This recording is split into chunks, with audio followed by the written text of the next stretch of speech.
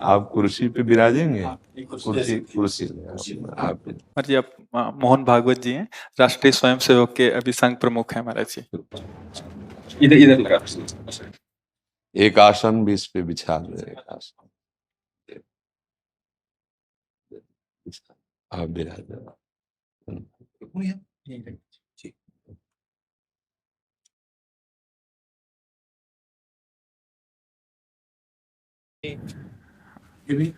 हाँ, पहना दीजिए। राधा राधा दे दे। इधर दीजिए।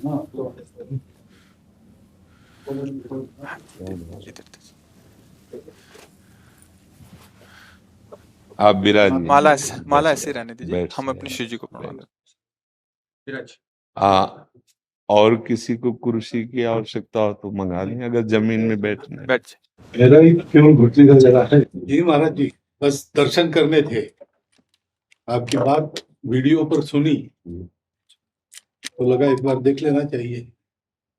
चाह मिटी चिंता गई मनुआ बेपरवाह, ऐसे लोग कम देखने को मिलते।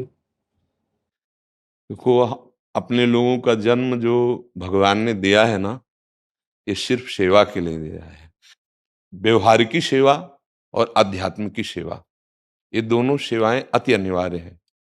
केवल व्यवहारिकी सेवा ही होती रहे, हम अपने भारतवासियों को अगर हम परम सुखी करना चाहते हैं तो केवल वस्तु और व्यवस्था से नहीं कर सकते, उनका बौद्धिक स्तर सुधरना चाहिए। आज हमारे समाज का बौद्धिक स्तर गिरता चला जा रहा है, बहुत चिंता का विषय है। हम सुविधाएं दे देंगे, हम विविध प्रकार की भोग सामग्रियां दे देंगे, लेकिन उनके हृदय की जो मलिनता है, जो हिंसात्मक वृत्ति है, जो अपवित्र बुद्धि है, ये जब तक ठीक नहीं होगी तब तक हमारा देश धार्मिक देश है, हमारे यहाँ धर्म की प्रधानता है। तो इसी बात को बार बार हम सबसे निवेदन करते हैं कि ये जो हमारी नई पीढ़ी है, इसी से हमारे राष्ट्र की रक्षा करने वाले प्रकट होते हैं।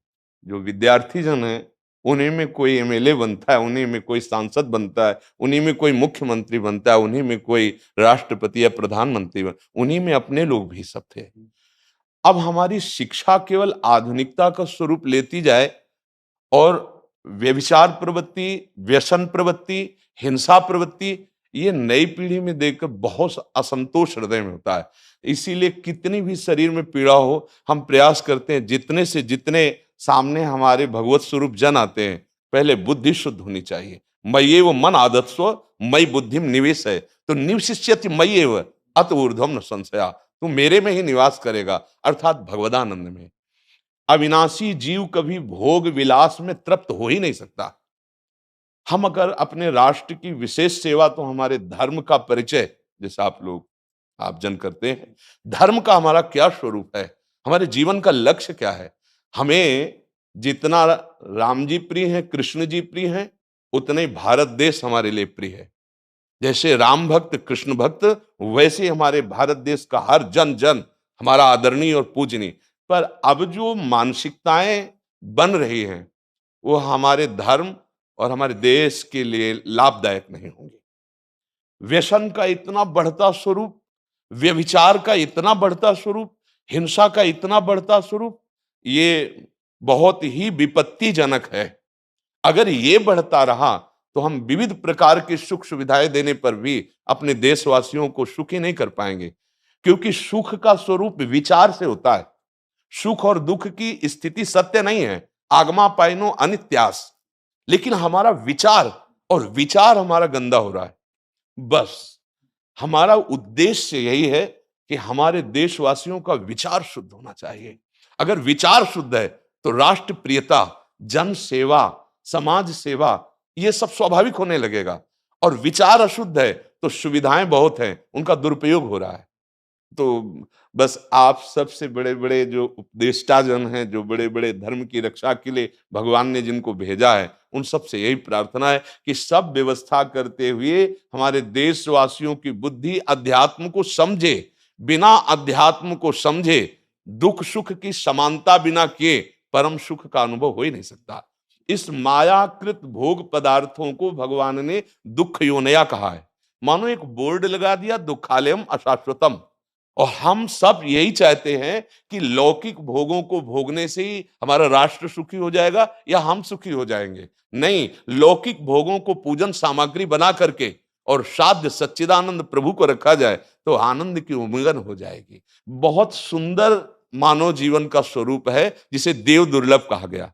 दुर्लभो मानुषो देहो। लेकिन क्या दुर्लभता शब्द स्पर्श रूप रस गंध इन्हीं विषय के भोगने की या इन्हीं सुविधाओं के लिए दुर्लभ कहा गया?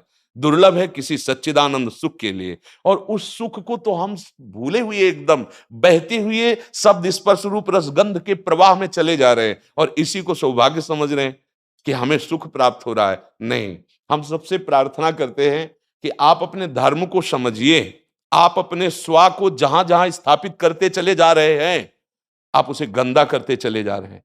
मदिरा में, हिंसा में, द्यूत कीड़ा में, बेविचार में, इसे दोष नहीं समझा जा रहा आज। और हमारे शास्त्र और हमारा धर्म इसको निषेध करता है। कलयुग की स्थिति बताई गई है। छोटे छोटे बच्चे व्यसन करने में लग गए। आज स्कूली विद्यार्थी जिनको ब्रह्मचर्य से पुष्ट होना चाहिए, वो ब्रह्मचर्य नष्ट कर रहे हैं। ये बड़ा चिंता का विषय है। हमारे देश के लिए जो जवान चाहिए, हमारे देश के लिए जो भक्ति चाहिए, उसमें बुद्धि और शरीर बल दोनों होना चाहिए। शरीर बल क्षीण हो रहा है क्योंकि व्यभिचार प्रवृत्ति में बहुत कमजोर अवस्था में, जैसे गेहूं की फसल है और गलेथ में काट ली जाए तो ना दाना मिलेगा ना सही भूस मिलेगा। ऐसे ही 20 वर्ष की अवस्था तक यदि ब्रह्मचर्य नष्ट कर दिया जाए तो वो गृहस्थ के योग्य में नहीं रह सकता। राष्ट्र सेवा की क्या बात है।